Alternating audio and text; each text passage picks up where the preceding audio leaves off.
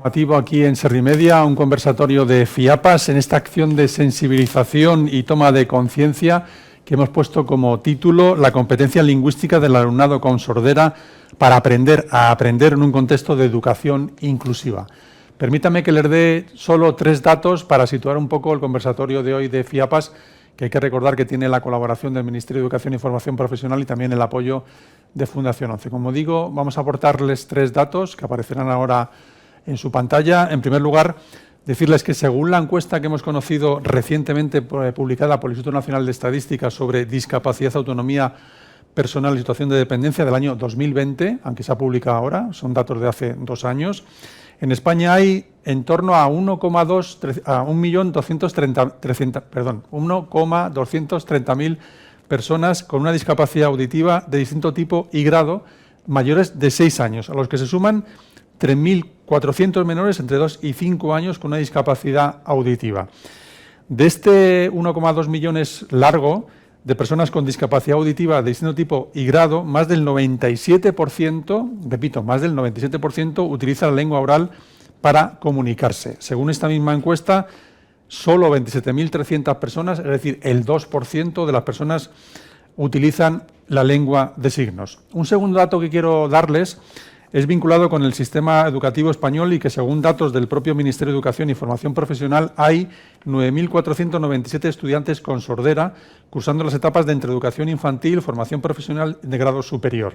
De ellos, un 95%, repito, un 95% se encuentra escolarizado en educación ordinaria y un 5% en educación especial. Y por último, decirles que en el estudio sociológico realizado por FIAPAS en el curso 2017-2018 sobre la situación educativa del alumnado con sordera en España, sobre una muestra de 793 personas, se evidencia que el progreso propiciado por la medicina y los avances tecnológicos se imponen a cualquier otra realidad y dan paso a un perfil de estudiante con sordera con un mayor desarrollo verbal y habilidades auditivas ligadas al desarrollo del lenguaje oral. Bueno, pues de todo ello vamos a hablar con 5 personas que voy a ir presentando poco a poco y le voy haciendo preguntas a cada uno.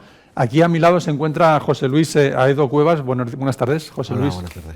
Presidente de FIAPAS y padre de un joven con sordera implantado. José Luis, hemos titulado este conversatorio La competencia lingüística del alumnado con sordera para aprender a aprender en un contexto de educación inclusiva. ¿Cuál es el motivo de este título?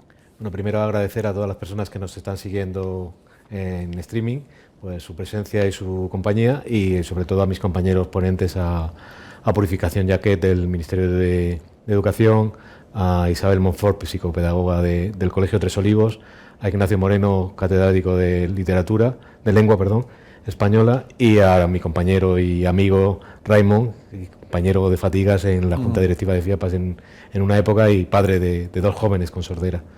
Y pues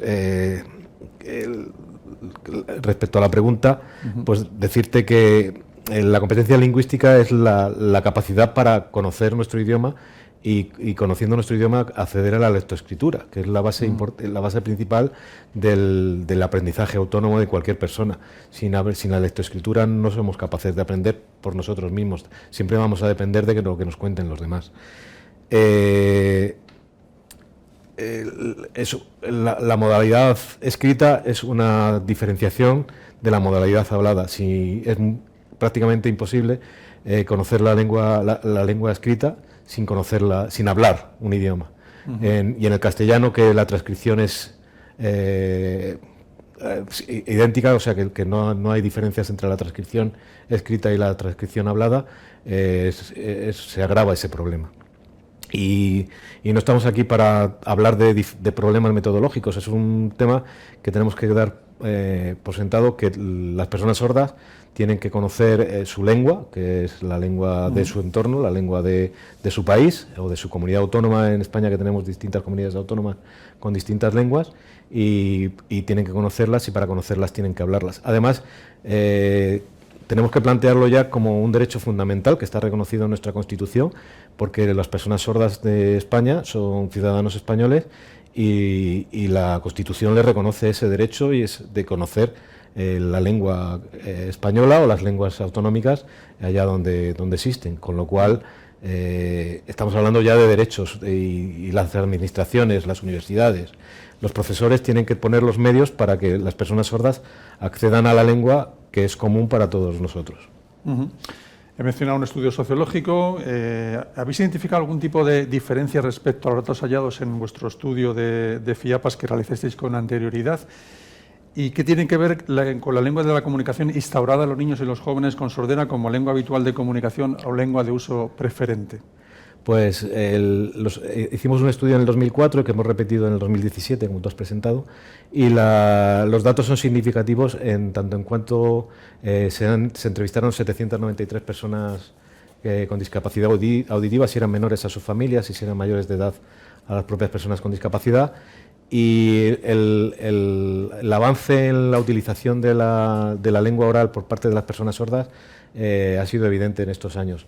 El porcentaje de personas sordas que utilizan la lengua oral en este estudio es mucho mayor que el que utilizan la lengua de signos, como resulta también igual en la estadística del INE, pero sobre todo lo que se avanza es que los porcentajes aumentan cuando los niños y jóvenes tienen mayor edad. O sea, que se mantiene, que se está produciendo un cambio de paradigma en las personas con sordera que están accediendo a la lengua oral y que están utilizando la lengua oral para comunicarse principalmente. En la encuesta anterior había un porcentaje mayor de personas que conocían la lengua de signos y la utilizaban principalmente, pero hoy en día ese número disminuye, hay menos personas que conocen la lengua de signos y además dentro de las que conocen la lengua de signos hay más personas que utilizan preferentemente la lengua oral antes que la lengua de signos. Sí, recuerdo el dato, 1.230.000 personas, un 97% frente a apenas 2,2% que utilizan lengua de signos. Vamos a pasar la palabra a otras personas que nos acompañan y quiero agradecerles que estén aquí con nosotros. En primer lugar, a Ignacio Moreno Torres, como tú decías, catedrático de Lengua Española en la Universidad de Málaga, con larga experiencia en la adquisición y desarrollo de lengua oral en niños con sordera implantados. Ignacio, te quería preguntar, que se dice siempre que los primeros años son fundamentales en la vida de un niño, y en este caso en concreto en la vida de un niño sordo, ¿no? ¿Por qué es tan importante la experiencia auditiva, comunicativa y lingüística durante, sobre todo, el primer año de vida? Bueno, muchas gracias. Tienes que pulsar el botón porque si no, no te oímos. Lo tengo pulsado, a ver. A ver, Ignacio. Ahora, sigue. A ver. Vale, Ahora te oímos. Sí. Vale, bueno, gracias por la invitación, es un placer estar aquí. ¿Me oís? Sí, te oímos, sí. Vale. Sí, el primer año de vida es importante a nivel del desarrollo lingüístico, pues posiblemente nos podríamos centrar en dos cuestiones. En primer lugar, lo que ocurre el primer año, la experiencia auditiva tiene un impacto directo sobre el desarrollo del lenguaje. Es cuando el niño aprende unas representaciones fonológicas que son como los ladrillos. Si pensamos en que los ladrillos sirven para hacer casas, pues los fonemas nos sirven para construir palabras y para construir el lenguaje. Y eso empieza ahí. Pero no solo por eso, es que además durante el primer año o la primera infancia, no solamente el primer año, cuando el niño empieza a interactuar, se convierte en un agente social activo, empieza a interactuar y a formar parte de su grupo social. Cuando los niños no consigan no tienen experiencias auditivas, la experiencia es que se convierten en seres pasivos, que no son capaces de interactuar. Y eso ya puede llevar a muchas consecuencias que van mucho más allá del lenguaje. Estamos hablando del desarrollo general. Evidentemente, además, si eres pasivo porque no interactúas con los demás, pues es muy difícil que no vas a desarrollar el lenguaje oral. En fin, tiene muchas consecuencias directas. Todo eso pasa de muy pequeñitos. Luego otra pregunta que te quería hacer, Ignacio, es que también cuando presentas o cuando se realiza la adaptación protésica a ese niño o a esa niña de manera precoz, cuanto más se hace más pronto, me imagino que la estimulación auditiva será mayor, ¿no? Naturalmente, cuanto antes se pueda hacer mejor. Al principio los implantes cocleares, por ejemplo, se empezaron a colocar siempre por encima de los 3-4 años porque había la preocupación de que pudiera producir algún daño, realmente porque teníamos un desconocimiento de lo que eran los implantes cocleares, ¿no? Pero hoy en día se sabe que se colocan antes del año y tienen unas ciertas ventajas. De todas maneras, el implante coclear no es magia, necesita que se den más condiciones.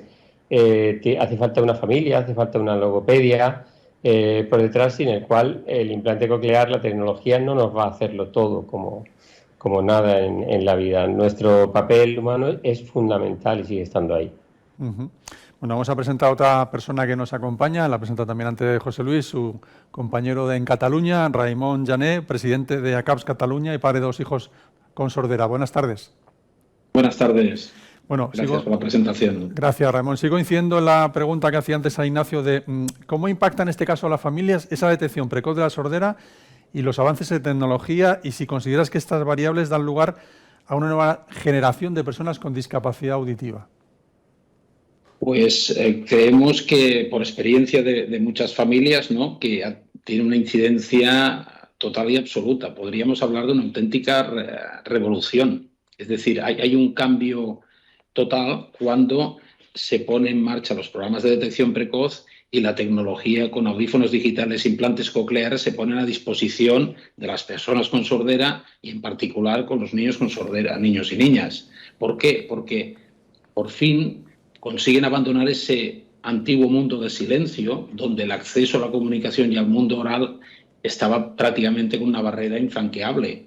Y esas herramientas y esa detección precoz nos dan las bases para poder facilitar lo que ahora Ignacio comentaba, es decir, que puedan acceder a un mundo sonoro, que puedan acceder con más facilidad a un lenguaje oral, que puedan interactuar con su entorno. Es decir, son piezas clave que hace que todo lo que era un problema insalvable hace 40 años o 30 años incluso, ¿no?, progresivamente haya avanzado y el escenario que tenemos hoy sea muy distinto, ¿no? Por eso el tema de hoy, competencia lingüística, es un tema clásico, digamos, en el mundo de las personas con sordera, pero el enfoque que podemos darle ahora, evaluando los últimos años, es radicalmente distinto y optimista y positivamente distinto, ¿no?, gracias a todos esos elementos. Uh-huh.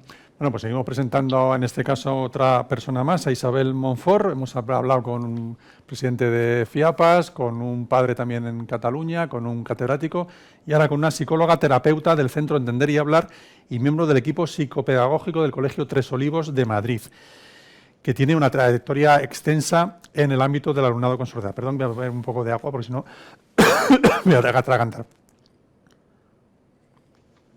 La pregunta, Isabel, que te quería hacer, precisamente en esos primeros años de vida de los niños y niñas que todavía no están escolarizados y están con su familia, con los hermanos, con los padres, con los abuelos. Cada vez el papel del abuelo hay que destacarlo, lo digo por experiencia propia. ¿Cómo favorece la interacción comunicativa temprana del entorno familiar en el desarrollo de su competencia lingüística oral? Bueno, en primer lugar, dar las gracias por contar conmigo en este coloquio.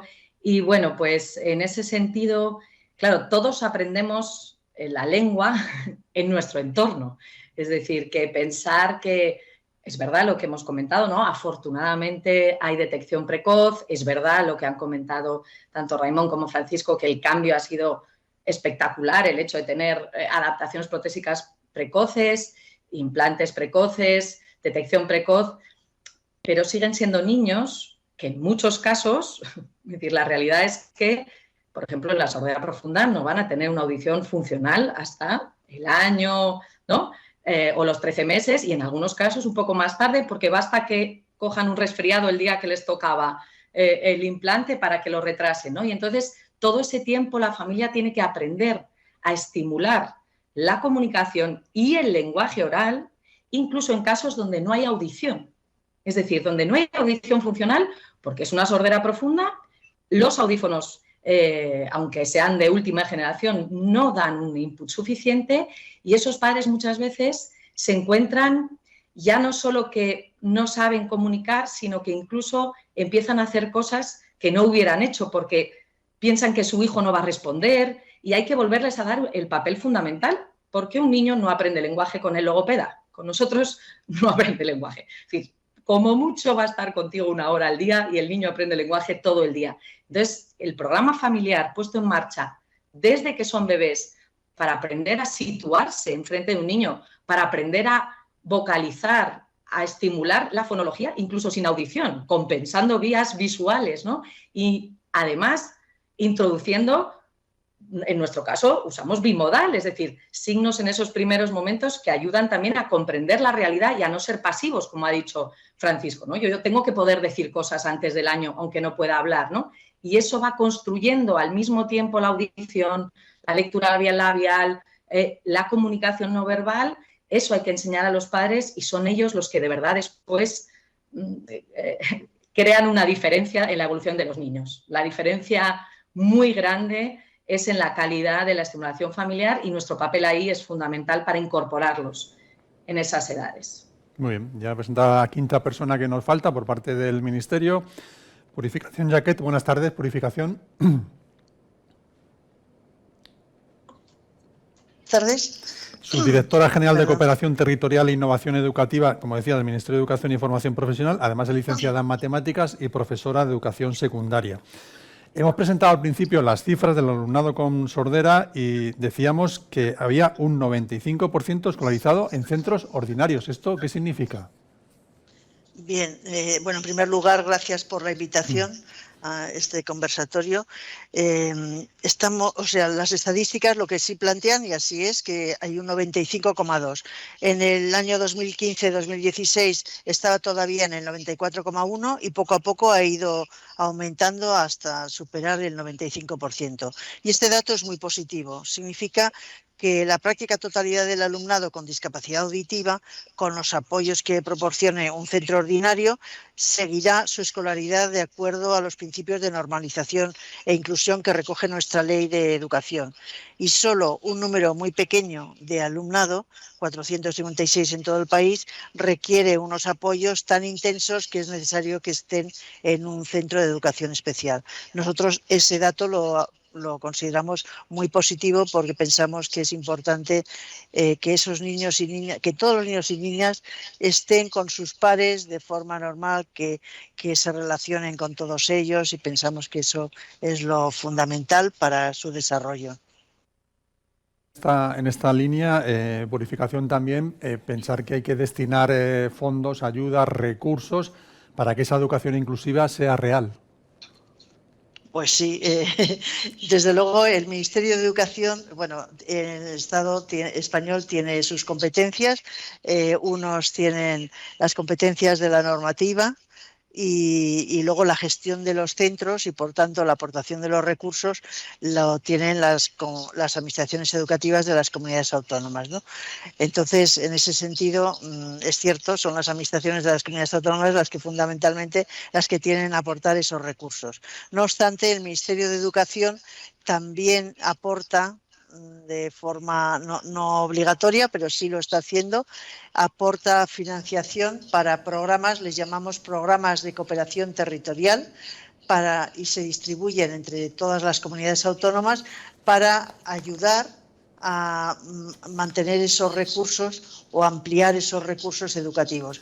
Concretamente, este año se ha puesto por primera vez en los presupuestos generales del año 2022 una partida presupuestaria de 38 millones que estamos ahora mismo diseñando para que a partir de septiembre se pueda distribuir hacia las comunidades autónomas y así puedan ampliarse los recursos para conseguir mejores apoyos en los centros ordinarios, que son los que necesitan para poder llevar a cabo la educación a todos los niños que tienen alguna barrera, en este caso la barrera auditiva. Y una curiosidad, ¿también las becas se incluye a niños sordos? Las becas sí, las becas incluyen a todos los niños y niñas que tengan una discapacidad, ya sea visual, auditiva, bueno, de cualquier tipo, tienen beca, tienen ayuda. Muy bien. Isabel, en este entorno educativo del que estamos hablando, ¿cómo se potencia desde un centro escolar, que tú colaboras con uno, el fomento de la competencia lingüística en lengua oral para estos niños y niñas sordas? Isabel. Está mutado el micrófono. Isabel, sí. Sí, perdón. Nada, no pasa nada. El directo es así, no pasa nada. Pues igual que he comentado para las familias, hay que formarles, al profesorado hay que formarle en, pues por un lado hay ayudas técnicas, ¿no? Está el FM, cada vez avanza mejor, hay cada vez más posibilidades de que el alumno sordo reciba el input auditivo no solo del profesor, sino de sus compañeros de manera más clara. Pero, por otro lado, la mayoría de las medidas siguen siendo pedagógicas y metodológicas. Y en eso, pues el papel de los especialistas, del equipo de orientación de un cole, de los AELs, de logopedas externos, ¿no? Es un papel importante para formar a los profes y a las profes para que sepan estimular bien el lenguaje dentro del aula. Y ahí entran cosas como el control de la comprensión, anticipar vocabulario, otro tipo de sistemas aumentativos como apoyo visual, el que tengan en cuenta, y estoy hablando desde niños pequeños hasta chavales de bachillerato. La sordera no desaparece. Si tú hablas mirando hacia la pizarra, aunque yo ya sea un alumno con una capacidad lingüística muy buena, si vas a dar información nueva, yo voy a perder información. Entonces, toda esa serie de medidas yo creo que son muy importantes. Y luego hay algo de estimulación del lenguaje oral en general en la formación del profesorado que todavía estamos un poquito lejos de alcanzar, y es cómo hacer realmente estimulación del lenguaje oral en las aulas, algo que beneficia todo lo que se hace a favor de un alumno, en este caso sordo, pero en otros casos con dificultades de lenguaje, beneficia a toda la clase porque suelen ser adaptaciones metodológicas que se acercan más a lo que es aprender que lo que suelen hacer aplicando solo el libro, ¿no? Y entonces eso hay que transmitirlo no solo a los padres de niños sordos, a profes, sino a la comunidad, ¿no? Yo trabajo en un colegio donde es una comunidad entera, ¿no? Y muchos padres de niños oyentes ven la ventaja de tener profes buenos en lenguaje y que al final en mi cole los que se benefician más casi no son los alumnos sordos que tienen además su apoyo de logopedias, ¿no? Sino muchos alumnos en ese aula que tampoco tienen una buena competencia lingüística. Y yo creo que en ese aspecto, más allá de lo específico que hay que trabajarlo, hay otro aspecto que yo creo que de formación al profesorado que sigue siendo un poco más flojo en la formación y que yo creo que vamos avanzando ahí, pero es fundamental, ¿no? Y los profesores deben estar siempre controlando que la información le llega al alumno de la manera más clara posible, ¿no? Pero Isabel, esa formación debería ser no solo durante la formación universitaria, sino también durante el resto de la formación, porque al final todos nos estamos formando siempre durante nuestra vida laboral, ¿no? Sí, bueno, afortunadamente eso es algo que ya está dentro también, cada vez más dentro del espíritu del profesorado, ¿no? Nosotros que llevamos mucho tiempo formando, no solo, bueno, creando un cole, justo cumplimos 20 años, ¿no? Creando un cole específico de inclusión para niños con discapacidad auditiva y teniendo que formar pues a todo un claustro, ¿no? Y eso lo hacemos desde el equipo de logopedas, psicólogos y AELs, somos los que hacemos la formación, pero además nos dedicamos a formar pues en muchas formaciones, en otros colegios, desde los centros públicos de formación de profesorado, y yo creo que eso cada vez, la inclusión tiene un efecto muy positivo sobre el profesorado, y es que se dan cuenta de que si no se forman, no pueden manejar una clase con diferencias individuales. Eso les crea necesidad de formación y al final tenemos mejores profes. Es decir, eso es la consecuencia, la consecuencia real de la inclusión, ¿no? Que es un beneficio, yo creo, para todos porque crea la necesidad de formarse. Seguro que te está llamando una compañera profesora. Ignacio, lo siento, no es mi teléfono, tengo que decirlo en mi... No pasa nada, el directo... el despacho entendido. Perfecto, no pasa nada, el directo es así. Ignacio, queremos conocer tu opinión de un tema técnico, para que la gente lo entienda. Aprendemos una lengua y una lengua la aprendemos también con el habla. El habla es muy importante para luego tener un aprendizaje lecto-escritor. La pregunta es, en este chico o en esta chica sorda que tiene que aprender a leer, a escribir con una competencia suficiente en niveles en los cursos de primaria o de eso, ¿va a ser también competente en la lengua en la que están escritos estos textos? La evidencia científica lo que nos deja bien claro es que, como ya antes decía José Luis, para aprender una lengua, para aprender a escribir y a leer, es muchísimo más fácil si tú conoces la lengua oral. ¿Por qué? Porque lo que aprendes simplemente es a codificar de otra manera una información que tú ya conocías. Eso es relativamente sencillo, porque en español, que tenemos muy poquitos fonemas, pues estamos hablando de 25 o 26. Si tú no tienes esa información, tendrías que aprenderlo todo, y estamos hablando de que en español y cualquier lengua tienes miles de palabras. Eso es una locura. El esfuerzo que tendrías que hacer sería inmenso. Ahora bien, la situación hoy en día con niños implantados es que puede ocurrir que un niño no tenga una fonología, aunque eso no sea tan evidente, pero hay maneras de comprobar que no tiene una fonología tan robusta. Entonces, aprender la lectoescritura le va a costar un poquitín más de trabajo que a un oyente con un nivel fonológico y de lenguaje oral pues óptimo.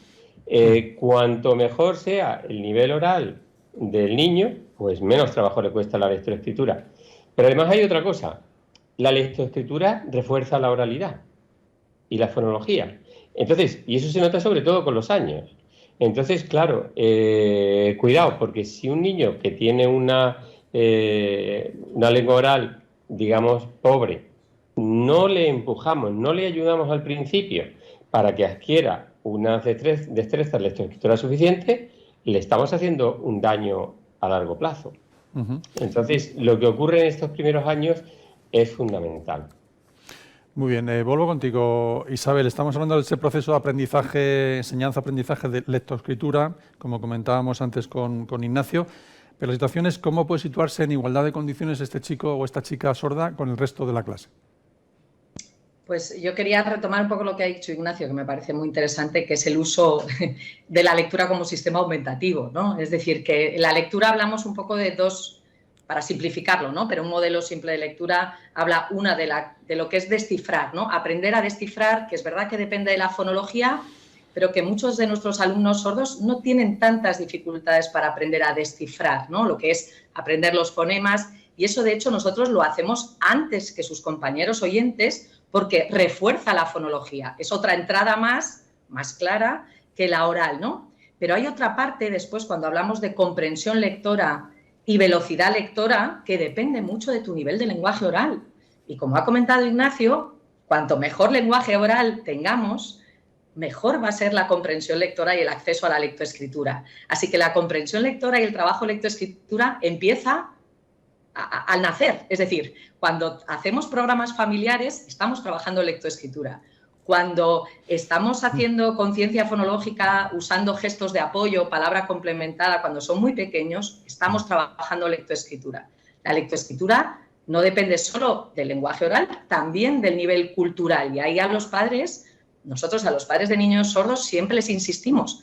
Los oyentes tienen una capacidad de acceso pasivo a la información. Van en el coche y ya, por ejemplo, hoy muchos de los chavales del cole sabrían, es que no estoy en el cole, pero hoy hubiera pasado, que había una reunión de la OTAN en Madrid.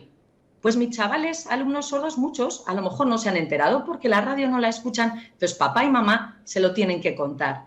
Contar cosas, dar cultura. No, tanto el lenguaje oral como la cultura van a facilitar la comprensión oral, ¿no? Ahí es donde está ¿no? la competencia en lectoescritura.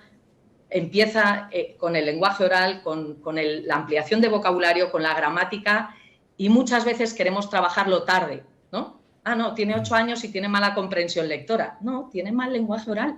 Es decir, y eso hay que trabajarlo desde el principio, y es fundamental el acceso a un buen lenguaje oral, trabajando todo en el colegio y en la familia. Muy recomendable eso que has dicho, de escuchar la radio, también leer periódicos, leer agencias de noticias, estar al tanto de la información. Creo que es importante. Isabel, otra pregunta que te quería hacer. Todos en el colegio utilizamos herramientas, pues no sé, un discurso, una producción de textos, unas disertaciones. ¿Cómo todo este desarrollo y utensilios que utilizamos en una clase los puede desarrollar un chico con sordera? Me hace gracia que me hagas esta pregunta porque esta mañana en la reunión del cole de propuestas de mejora, estábamos reevaluando pues, un programa que llevamos a cabo dentro del aula para mejorar la expresión escrita de todos los alumnos del aula, no solo de nuestros alumnos con discapacidad auditiva, ¿no? Y entonces a lo largo de toda la escolaridad para nuestros alumnos con sordera, y eso lo sabemos mucho desde el equipo de apoyo y lo trasladamos al aula para todos los alumnos, es que la lectoescritura es al mismo tiempo un objetivo, porque estás trabajando comprensión lectora, pero también una herramienta que permite a los alumnos sordos compensar la información que se pierden. Y entonces estamos todo el rato escribiendo un texto sobre lo de la OTAN, mañana un texto sobre lo que ha pasado tal, un texto sobre, y ahora escríbeme tú lo que has, ¿no? Hacemos una descripción, ahora cuenta, es una herramienta que trabajamos desde el principio para que después, bueno, pues sean capaces, pues lo que hemos dicho, ¿no? De aprender de manera autónoma, de expresarse y de tener una expresión escrita, pues a veces, que en algunos casos, mejor que sus compañeros oyentes, que se trabaja menos, porque claro, al final tanta logopedia y apoyo a veces provoca que sean niños más acostumbrados a que el lenguaje sea un objetivo, mientras que a veces para los oyentes nos damos cuenta trabajando en un cole que a veces eso no se trabaja y llegan a secundaria con competencias en expresión escrita a veces un poco regulares. Por eso yo creo que hay que meter ese objetivo de manera más global en todas las aulas y específicamente, claro, en nuestros alumnos, ¿no? Isabel, estamos hablando de diagnóstico precoz, de tecnología, de desarrollo temprano, de lengua oral. La pregunta es si hoy en día se puede decir que con este desarrollo que estamos teniendo, el alumnado con sordera es equiparable a los oyentes, o si no es así, ¿por qué? Pues mira, nosotros la experiencia al final, y aquí que hay un padre, yo creo que igual también lo entiende, ¿no? Si hablamos de globalidad y de comparar y de medir con test, ¿no? Decir, bueno, llegan a la media en test de comprensión lectora, es verdad que hemos mejorado mucho, es indiscutible y las tecnologías nos dan, pero a la vez que mejoramos, queremos más. Es decir, que ahora ya no quiero que lea un texto no, ahora yo quiero que saque buenas notas en la EBAU. Y entonces, con quien hay que comparar a los alumnos sordos no siempre es con la media ni con su grupo de clase, es con su hermano. Es decir, nuestro objetivo es que ese alumno sordo alcance los mismos niveles de competencia curricular, cultural y social que hubiera tenido en su familia con sus condiciones. Porque, oye, no podemos pensar que todos los alumnos del mundo van a tener el mismo nivel, ¿no? Y cuando ahí hablas con las familias y le dices, tienes un hermano mayor oyente, has tenido, es decir, ¿tú crees que están en la misma competencia? O por lo menos el camino que has tenido que pasar para llegar al mismo sitio es el mismo, y ya verás cómo te van a decir que no. Las personas con discapacidad auditiva siguen estando siempre en inferioridad de condiciones y de ahí que los apoyos se tengan que mantener. Porque nuestro objetivo ahora ya no es, oye, que sea capaz de leer lo que pone en un cartel en el autobús. No, que yo quiero que vaya a la universidad. Y cuanto mayor es el nivel que alcanzan nuestros alumnos sordos, mayor es nuestra ambición. Y cuando ya tienes ambiciones que hagan un buen comentario de texto en secundaria, que entiendan ¿no? la diferencia entre Platón y Aristóteles, que es que lo tenemos que explicar, y ahí es donde los apoyos... Parece que cuando el niño sordo ya llega a secundaria y habla bien, pues ya no necesita. Y sin embargo, para alcanzar los mismos niveles que le toca, o sea, ya no le damos apoyo a un alumno solo para que saque un 5. Es que si a él, por sus condiciones cognitivas, culturales y de esfuerzo, le corresponde que saque la mejor nota en la BAU, necesitamos que lo haga. Y para eso siguen necesitando buenos profes, familia, logopedia durante toda su escolaridad. Entonces, yo creo que es un peligro pensar que con las tecnologías ya no hace falta hacer nada. Creo que tienen derecho a alcanzar todo lo que podrían alcanzar y para eso todavía, bueno, pues el implante no es la panacea, ya lo hemos dicho, y todavía hay mucha información que me pierdo y la exigencia de la sociedad ahora es muy alta para poder insertarse en el mercado laboral. Y para llegar a esos niveles de competencia lingüística que son necesarios para esa competencia curricular, no estamos todavía pensando que no, con el implante los alumnos sordos están en el mismo nivel. Yo creo que no, siguen necesitando mucho apoyo. Precisamente de esta última reflexión tuya que acabas de hacer, Isabel, quería preguntarle a Raimon de esta competencia lingüística. ¿Tú crees que con esta herramienta que estamos desarrollando, en esta idea que estamos en el encuentro de hoy de aprender a aprender, el chico o la chica sorda tiene mayor inclusión en el mundo, mayor formación educativa, mayor inclusión laboral? Sin duda, sin duda. El punto clave es la competencia lingüística. Esa va a ser la herramienta básica para aprender a aprender y para ir evolucionando. Es decir, la experiencia de las familias ha sido ver cómo todos estos chicos y chicas sordos quizá llevan un cierto retardo al principio, pero en la medida que van incorporando lenguaje oral de calidad, lenguaje escrito, eso les sirve de herramienta para ir incrementando esas capacidades, ¿no? Y eso es lo que lleva que a lo mejor cuando son muy pequeños pues puede haber un cierto distancia, ¿no? Porque no producen el lenguaje hablado exactamente igual que un oyente, ¿verdad? Pero esa herramienta va a ser la que les va a permitir llegar a estudios superiores, ¿no? Cada vez con mayor competencia, ¿no? Entonces, bueno, me están encantando todas las reflexiones que se han hecho hasta ahora y estoy totalmente de acuerdo, pero me gustaría destacar dos cosas.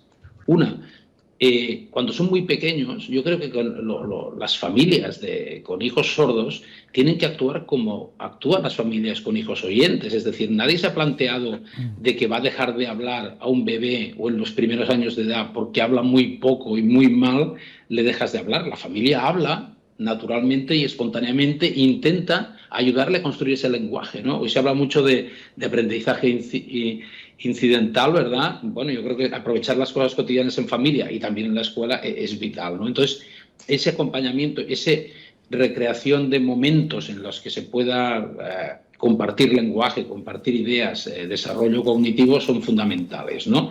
Entonces, esto lo digo porque yo creo que hay que poner sobre la mesa una reflexión. Una cosa es la competencia lingüística y el nivel de lenguaje oral y escrito, y otras son las barreras que hay por un tema de accesibilidad.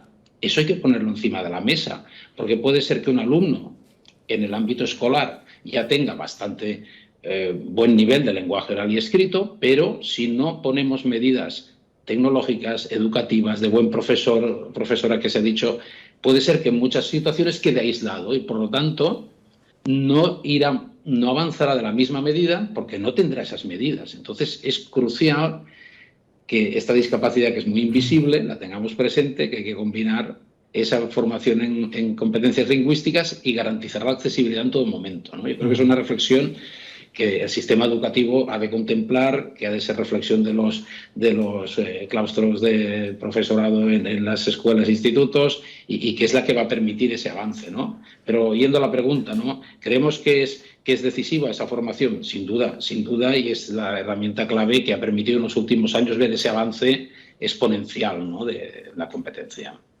Hay que hablar, hay que seguir hablando, incluso hay que hablar hasta solo. Yo a veces hablo hasta solo también. Purificación.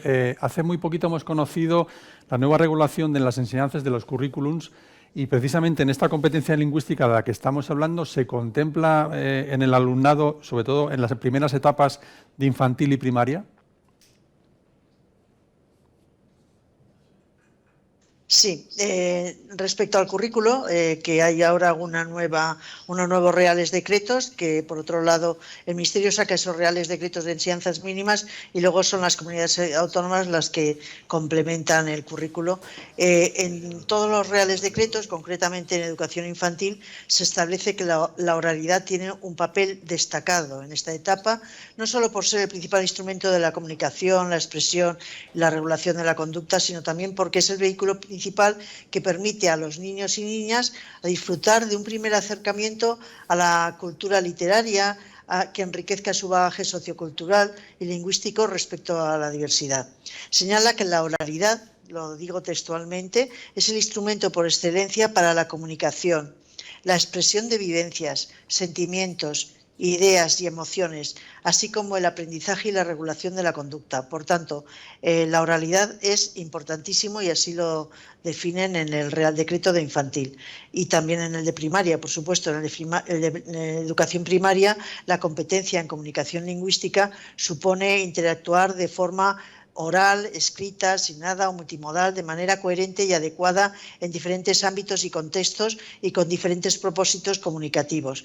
Tal como decía ya antes Isabel, es algo, estas formas de actuar no solo oral, escrita, sino con imágenes, es necesario no solo para los niños que tienen discapacidad auditiva, sino a nivel general. O sea, cualquier persona, ¿por qué normalmente se ponen diapositivas cuando uno interviene en una ponencia? Pues porque la imagen ayuda a retener, pues pasa a todas las personas, también a los niños y niñas, y por supuesto los que tienen una dificultad auditiva, pues a lo mejor lo necesitan más, pero viene muy bien a todos. Por tanto, yo creo que el profesorado, que ya lo hace, pero quizás lo tiene que hacer mucho más, debe apoyarse en todo tipo de instrumentos para mejorar la comunicación y por supuesto, la oralidad.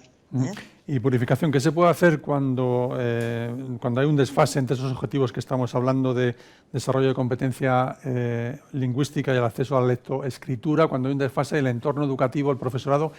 ¿Qué puede hacer para facilitar esta tarea a los alumnos con sordera? Bueno, nosotros insistimos muchísimo en que la educación ha de ser individual y personalizado el aprendizaje, ¿no?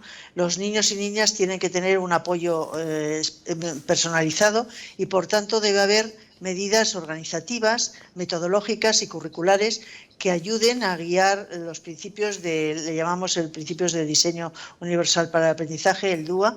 Cada uno de nuestros alumnos con discapacidad auditiva o no tiene que tener unas características propias y, por tanto, el profesorado se debe amoldar y adaptar a sus necesidades. A veces eso es difícil, para eso es tan importante la formación, de allí que, aunque las competencias de formación del profesorado la tienen también las comunidades autónomas, nosotros como Ministerio de Educación también damos formación, entre otras formaciones la que se organiza a través de la organización FIAPAS, porque pensamos que es fundamental que el profesorado poco a poco vaya aprendiendo y vaya teniendo en cuenta esa diversidad. Y esa diversidad hace que luego los centros educativos tienen que tomar medidas organizativas, grupos de refuerzo, de apoyo, tienen que poner medidas de accesibilidad, garantizar referencias visuales, adaptaciones en procesos de evaluación, que eso también está puesto en la ley educativa.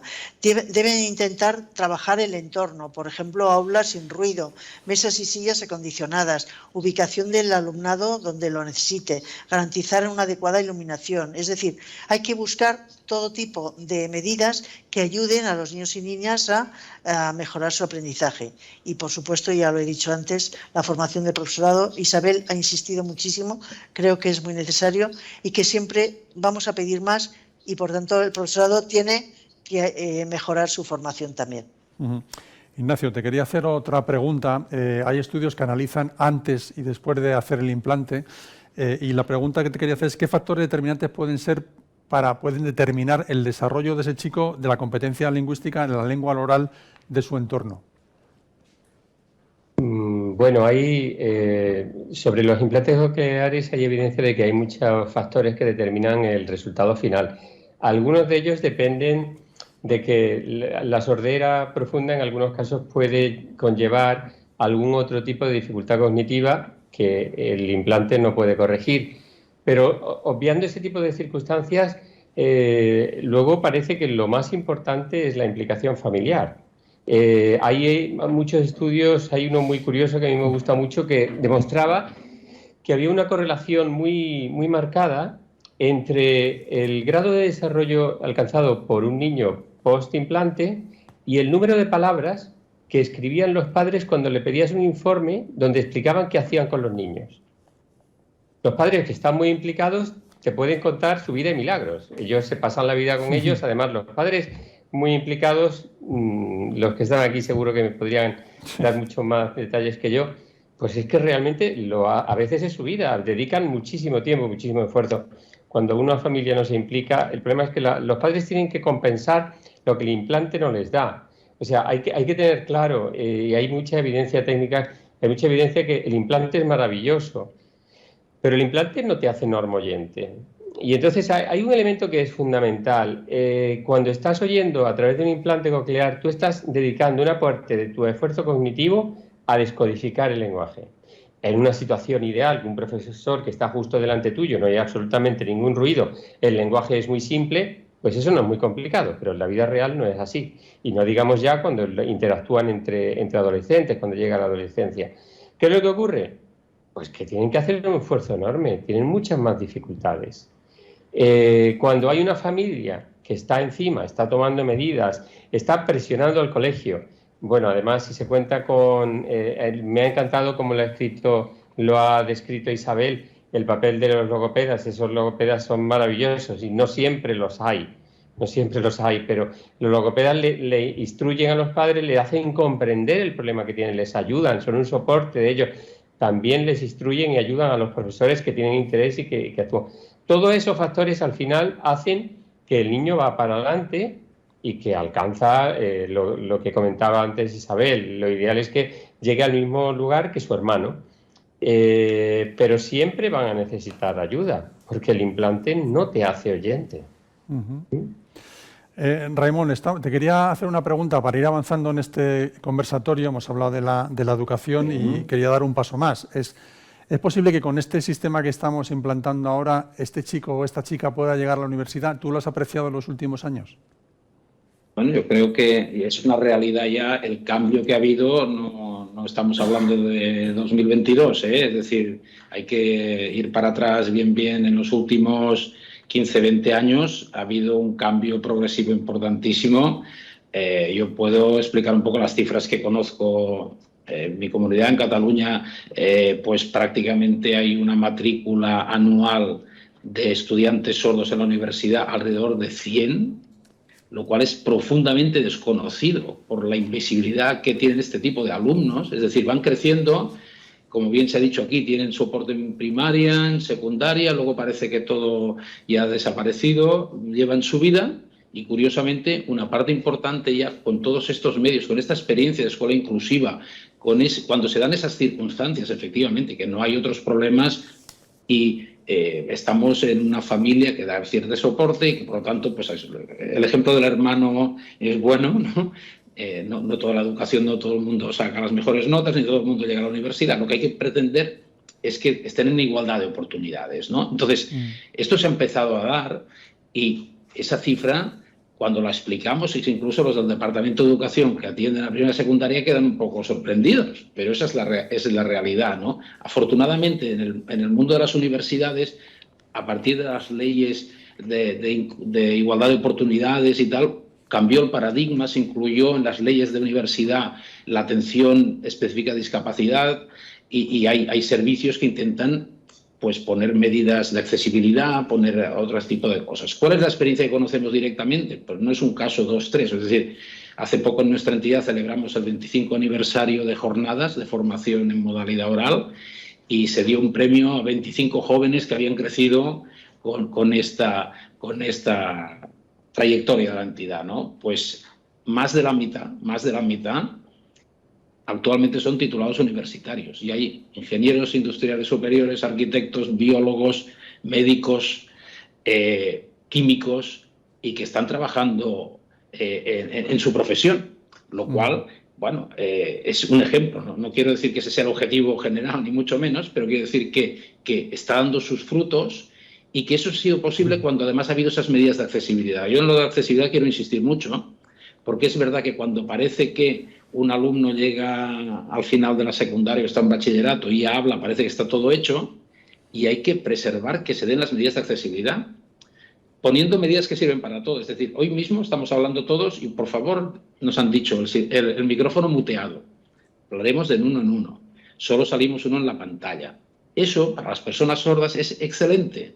Si nos reunimos todos y hablamos todos a la vez, es malo para las personas con sordera, pero malo para todos, ¿no? Entonces, ese tipo de, a veces, pequeños recursos, pequeñas estrategias pedagógicas, organizativas, son cruciales, ¿no? Entonces, eso ha servido para que bastantes empiecen a llegar y yo creo que son ya una cierta referencia que puede animar a familias con hijos sordos menores, ¿no? Que gracias a esa suma de todo, yo he empezado hablando mucho de tecnología y de que ha cambiado el paradigma con Sacando el Mundo del Silencio, pero evidentemente es totalmente de acuerdo con todo lo que se ha dicho, ¿eh? Es la suma de todos esos factores, ¿no? Pero que estamos delante de un escenario que hay que valorar esa realidad y yo creo que nos ha de guiar para ser más ambiciosos, como decía Isabel, ¿no? Es decir, todos con igualdad de oportunidades han de intentar llegar al máximo de sus posibilidades y que no sea una barrera el tema de la discapacidad. Yo creo que ese es el reto que tenemos ahora mismo entre manos, constatando esa realidad de resultados. Mira, hablando de accesibilidad, hay una pregunta del público que voy a hacer y voy a transmitir a Purificación primero y luego a Isabel. Dice María Fernández Macho, que es profesora y cada año dice que está en un instituto distinto. Esto también es habitual. Dice, los centros educativos no tienen, se pregunta, ¿no tienen obligatoriedad a tener un bucle en las aulas, bucle magnético en las aulas para alumno y a profesorado con discapacidad auditiva? Purificación. Bueno, tienen obligación de aportar todos los recursos necesarios para que los alumnos en su diversidad puedan llegar a llevar el aprendizaje que necesitan. Por tanto, en el caso de que se necesitara el bucle u otra medida, tendrían que solicitarlo el centro a la administración educativa correspondiente para que se lo aportaran. No sé el caso del que hablan ahora mismo, pero desde luego es necesario. Yo, por lo menos, en mi experiencia como profesora, cuando ha habido alguna necesidad de algún alumno con alguna discapacidad, ya sea visual, ya sea auditiva, se ha atendido y se ha procurado que tenga los recursos que correspondan. Intentar ubicarle en el sitio donde le viene mejor, avisar al profesorado para que se hablara hacia esa persona, que también eso es importante, aunque a veces se nos olvide al profesorado, pero es importante que se tenga en cuenta esto, y cuando se necesita un bucle está claro que eso es necesario. Otra cosa es que a lo mejor en algún centro pues que haya al descuido y tal, pero normalmente, que yo sepa, y desde luego si el centro por lo que sea no lo hace, se puede ir a la inspección educativa y la inspección educativa lo tendrá que solucionar. Y José Luis me hacía un apunte. José Luis. Sí, bueno, hay normativa en vigor que obliga a que los espacios públicos urbanizados, como es un centro educativo, desde el 4 de diciembre del 2017 deben ser accesibles plenamente. Y este es un caso de los que están incumpliéndose en muchos casos. Isabel, tu opinión sobre esto, el bucle. Isabel, ahí estás. No te oímos. Sí, perdón, que como ahora me lo quito cuando habla alguien para no molestar. No, lo que han comentado, ¿no? En principio, claro, es un derecho.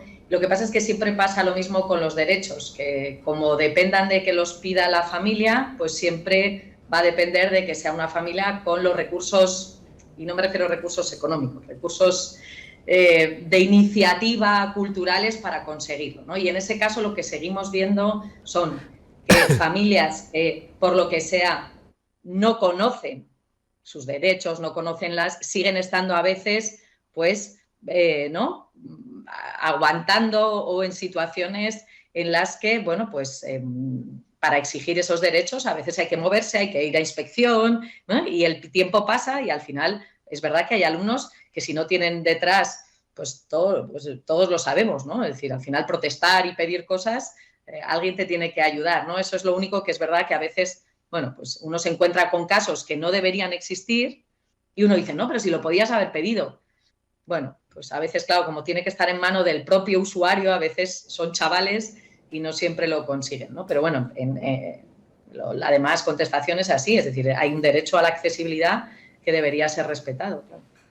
José Luis, te voy a hacer una pregunta de Laurinda Lee, pero antes quiero que me expliques, porque hay veces que el texto no lo entendemos todo el mundo. Primero, ¿qué es monoaural o qué es bianual? Biaural. Monoaural o biaural. Sí, son personas sordas que solo oyen que solo tienen pérdida auditiva en un oído, o que tienen pérdida auditiva en los dos oídos. ¿Y los aparatos FM? Los aparatos FM son una ayuda técnica que se conecta se utiliza el profesor, un emisor, y ese emisor se conecta con la prótesis auditiva, audífono implante del alumno, y elimina la distancia, la reverberación, los problemas que puede haber en la comunicación en un aula con ruidos y con movimiento. Muchas gracias. Y ahora voy a la pregunta. Es que digo, no todo el mundo lo entendemos. Si hablamos de inclusión, porque dentro de la misma discapacidad hay diferencia entre monaural y biaural, ¿la inclusión no debería ser global? El tema del monoaural es un tema que FIAPAS lleva trabajando un tiempo, pero sí que es verdad que es algo que históricamente se ha considerado que las personas que oían por un oído no tenían problemas. Y ha sido recientemente cuando se han empezado a hacer estudios donde demuestran que precisamente esas personas que tienen pérdidas solo en un oído también tienen unos problemas de acceso a la educación o a otros aspectos de la vida que son importantes. Entonces, ahora mismo, como se arrastra ese concepto histórico de que no había problemas, tienen problemas desde para pedir una beca, porque como no tienen discapacidad no pueden pedir beca, hasta para adquirir una prótesis auditiva, porque como no tienen, no sé, en muchos casos se considera, aunque no debería ser así, porque con el diagnóstico del otorrino debería ser suficiente para que le implantaran o que le colocaran un audífono. Sin embargo, el catálogo ortoprótésico pone pegas a esos casos y, sin embargo, no las pone para una pérdida de una mano. Si tú pierdes una mano, evidentemente te cubren la pérdida, la prótesis de esa mano. Pero, sin embargo, si pierdes solo un oído, no te cubren la prótesis de ese oído. Aquí nos preguntan también desde Mérida, nos dicen que lo hemos comentado durante la conversación, el conversatorio, se necesita formación para los docentes en las aulas escolares. Es muy necesario, José Luis. Es súper importante. Es algo que debería estar en los planes de estudios de todas las universidades de España que imparten educación para profesorado, para los másters de la secundaria, en la formación continua que han hablado antes, y es básico y fundamental porque si no, no se va a avanzar. Y además, como he dicho al principio, tienen que plantearse ya esta educación como un derecho del alumno. El alumno tiene ese derecho a que el profesor tenga la capacidad de educarle en lo que la ley le da derecho, que es el acceso al lenguaje, al castellano, al catalán, al euskera, al gallego, porque es un derecho del alumno y el profesor no puede negarle ese derecho a su alumno. Y como obligado tiene que tener la formación que le permita hacerlo. Estamos hablando de una educación obligatoria. Obligatoria. No lo olvidemos. Bueno, ya como resumen, ¿qué resumen harías de este encuentro? Pues yo creo que en el tema de la sordera y en la educación de la sordera siempre vamos al mismo punto final, que es la implicación de la familia. Lo han dicho Isabel, lo ha dicho Ignacio y está recogido en multitud de estudios. No hay mayor probabilidad de éxito, mayor factor de éxito que la implicación de la familia. El trabajo de la familia constante, permanente, la implicación, el cariño con el que los padres tratamos a nuestros hijos sordos para que accedan a lo mejor, es fundamental. Yo, que llevo ya mucha mili aquí, he vivido la historia de que se nos acusaba a las familias, se ha pedido que las familias no educáramos a nuestros hijos sordos, que las tenían que educar otras personas por nosotros. Ahora se está poniendo de moda decir que se les está privando de algo, como si las familias de personas sordas fuéramos malas familias o nos insultan de mala forma diciendo que estamos privando a nuestros hijos de algo. No, al contrario, estamos dándole todo lo mejor a nuestros hijos para que salgan adelante, para que lleguen a la universidad, para que tengan las mejores opciones de autoestudiar, de autoformarse, conociendo el lenguaje oral, conociendo la lectoescritura, y es la herramienta fundamental. Y eso es lo que estamos haciendo las familias. Y en lo que decían ahora al final, el ayuda de nuestras asociaciones, nuestro movimiento asociativo, deben dirigirse a nuestro movimiento asociativo cuando tengan problemas, porque nuestro movimiento asociativo van a encontrar esa experiencia, van a encontrar esa ayuda de esa persona que ya pasó por su problema y que les puede orientar y les puede aconsejar y les puede guiar en esa reclamación, en esa demanda de necesidades de sus hijos. Pues mira, una demanda. Es que la gente no quiere que terminemos. Las casi 200 personas que nos están viendo quieren una pregunta, que se la voy a transmitir también a Purificación, y luego, que es la administración, y luego a ti. Es: si una profesora o un profesor se niega a utilizar el bucle, ¿qué se puede hacer? Purificación. Sí. No te oímos. Perdona. Perdón. Primero, por supuesto, hablarlo con el equipo directivo, plantear que el profesorado no tiene por qué hacer lo que quiere, sino hay unas normas en los centros educativos, y si el centro tiene su proyecto educativo, el mejorar el aprendizaje de todos los alumnados, está claro que se tienen que poner los recursos que necesite. Si por lo que sea el equipo directivo no se hace cargo, está claro que tendría que ir la familia a la inspección educativa. José Luis. Pero vamos. Es así. Pienso que Sí, sí, es lo que ha dicho Purificación. Evidentemente, es un derecho del alumno a tener una ayuda técnica, porque está recogida en la normativa actual, en la que se ha aprobado recientemente, pero ya venía recogiéndose en la anterior. Y como he dicho antes, o sea, es un derecho fundamental el acceso a la información y a la educación que el profesorado tiene que dar al alumno. Bueno, hemos aprendido un poco a aprender. Creo que ha sido un conversatorio muy interesante. Gracias a la Administración por su colaboración, la Fundación 11 y, por supuesto, a FIAPAS. Y muchas gracias a las personas que han intervenido. En primer lugar, a José Luis, a Purificación, a Raimón, a Isabel, Ignacio. Y les veremos en un próximo encuentro aquí en Sermedia. Creo que nos ha quedado tiempo para hablar de otras cosas, pero hay que acotar el tiempo. Hemos dedicado a pensar que tenía que ser 1 hora y así lo hemos hecho. Muchísimas gracias a todos por su participación y nos vemos en el próximo conversatorio. Muchas gracias.